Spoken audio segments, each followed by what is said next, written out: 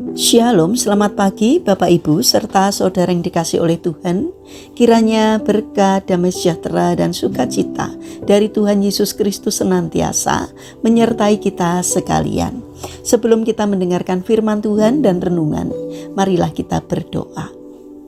Tuhan Allah Bapa yang Maha Baik, kami sungguh bersyukur atas kebaikan dan kemurahan-Mu, karena Engkau Tuhan yang selalu melindungi dan memberikan pertolongan dalam kehidupan kami. Jika saat ini kami akan mendengarkan firman-Mu, kami memohon Tuhan mengurapi kami dengan Roh Kudus-Mu agar kami dapat mengerti dan memahami apa yang Tuhan sampaikan kepada kami, sehingga iman dan karakter kami semakin hari semakin baik dan berkenan di hati Tuhan. Mampukan kami untuk menjadi pelaku firman-Mu di dalam kehidupan ini. Terima kasih Tuhan.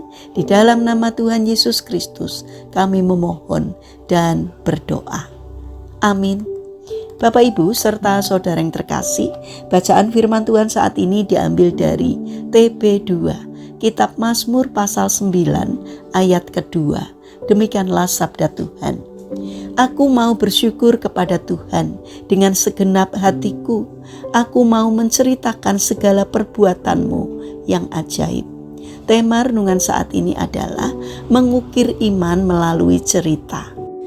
Bapak Ibu serta saudara yang terkasih, tahukah kita bahwa sebuah cerita memiliki kekuatan untuk mengubah kehidupan seseorang? Mari kita menengok sejenak kisah hidup Karl May, seorang penulis legendaris asal Jerman. Dia lahir dalam kondisi buta akibat kekurangan gizi. Masa kecil Karl seolah diselimuti kegelapan. Namun di tengah keterbatasan itu, sang nenek hadir menjadi pelita. Melalui dongeng dan cerita yang dituturkan dengan penuh kasih, nenek Karl menghidupkan imajinasi di dalam pikiran cucunya. Ketika Karl menjalani operasi mata pada usia 5 tahun dan berhasil melihat dunia, benih imajinasi yang ditanamkan neneknya telah tumbuh subur, ditambah dengan didikan keras namun disiplin dari ayahnya. Karl tumbuh menjadi sosok yang tangguh. Ia akhirnya menjadi salah satu penulis paling berpengaruh di dunia. Warisan terbesar yang diterima Karl bukanlah harta, melainkan cerita yang membangun karakter dan visi hidupnya. Bapak Ibu serta saudara yang terkasih, di zaman sekarang, aktivitas sederhana seperti bercerita atau mendongeng mulai terkikis. Meja makan yang seharusnya menjadi tempat berbagi kisah kini seringkali sepi karena setiap anggota keluarga sibuk dengan gadget masing-masing. Komunikasi yang terjalin hanya sebatas teks singkat di layar, kehilangan sentuhan emosional dan kedekatan hati. Padahal melalui cerita, seorang anak tidak hanya belajar kosakata, tetapi juga belajar tentang nilai-nilai kehidupan. Bayangkan jika orang tua meluangkan waktu untuk menceritakan tentang penyertaan Tuhan dalam keluarga mereka. Cerita tentang bagaimana Tuhan memberikan kesembuhan, mencukupkan kebutuhan yang mendesak, atau memberikan kedamaian di tengah badai, akan menjadi fondasi iman yang sangat kokoh bagi anak-anak. Pemazmur di dalam Mazmur pasal 9 ayat kedua dengan penuh semangat menyatakan, aku mau menceritakan segala perbuatan-Mu yang ajaib. Ini bukan sekedar janji, melainkan sebuah komitmen untuk menjadi saksi hidup. Pemazmur menyadari bahwa keajaiban yang ia alami bukan untuk dinikmati sendiri, melainkan untuk dibagikan agar nama Tuhan dimuliakan. Bapak Ibu serta saudara yang terkasih, kita semua pasti memiliki koleksi mukjizat pribadi.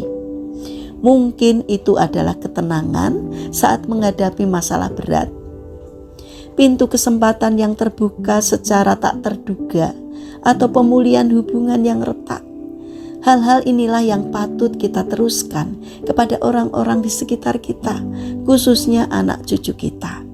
Kesaksian hidup yang kita ceritakan akan membantu mereka memahami bahwa Tuhan yang disembah orang tuanya adalah Tuhan yang hidup, nyata, dan sanggup menolong mereka juga. Marilah kita bangun karakter yang antusias untuk mewartakan kabar baik. Jangan biarkan keajaiban Tuhan berhenti di dalam diri kita saja. Jadikan setiap momen berkumpul bersama keluarga sebagai kesempatan untuk menanamkan benih iman melalui cerita.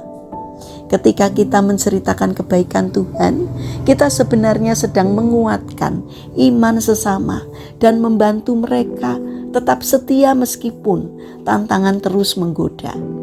Mari kita berkomitmen hari ini. Kurangi waktu di depan layar dan perbanyak waktu untuk bercerita tentang Tuhan. Biarlah melalui lisan kita, generasi berikutnya mengenal kasih Tuhan yang luar biasa yang kita alami. Biarlah kasih penyertaan Tuhan tidak hanya kita rasakan secara pribadi, namun kita bagikan kepada orang-orang terkasih yang ada di sekitar kita. Mari kita berdoa.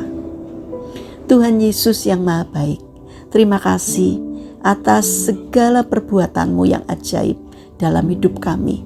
Berikanlah kami keberanian dan antusias untuk menceritakan kebaikan Tuhan kepada keluarga dan orang-orang terdekat kami. Biarlah hidup kami menjadi kesaksian yang memuliakan nama-Mu.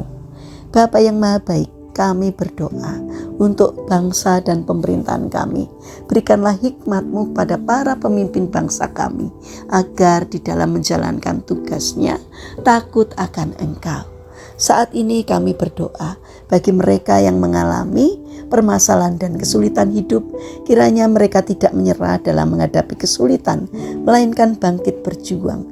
Kiranya Tuhan memberi kemampuan sehingga setiap kesulitan yang dialaminya dapat teratasi karena berkat pertolongan Tuhan.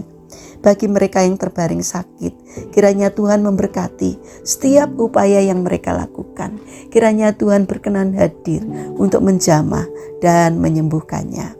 Saat ini kami ingin menyerahkan setiap rencana dan aktivitas kami hari ini kepadamu. Sertai dan berkati apapun yang boleh kami kerjakan, sehingga dapat mendatangkan berkat tidak hanya bagi diri kami, namun juga bagi sesama kami. Terima kasih Bapa, kami percaya bahwa Engkau Allah yang hidup, Allah yang senantiasa menolong kami.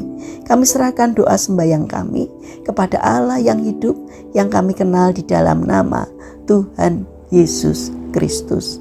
Amin. Puji Tuhan Bapak Ibu serta saudara yang terkasih, kiranya firman Tuhan dan renungan hari ini dapat menjadi berkat bagi kita semua. Haleluya.